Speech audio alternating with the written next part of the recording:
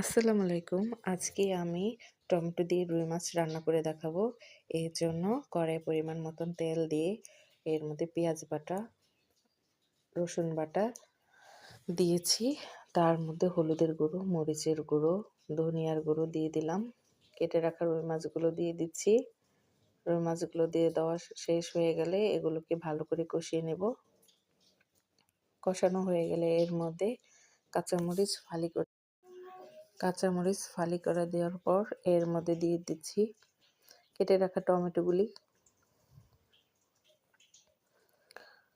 টমেটোগুলি দিয়ে দেওয়ার পর মশলাটাকে আরেকটু কষিয়ে নেব। তার মধ্যে দিয়ে দিচ্ছি পরিমাণ মতন পানি, সামান্য পরিমাণ জিরের গুঁড়ো আর ধনেপাতা কুচি দিয়ে নামিয়ে ফেললেই হয়ে যাবে টমেটো দিয়ে রুই মাছ। একটু অপেক্ষা করলেই হয়ে যাবে।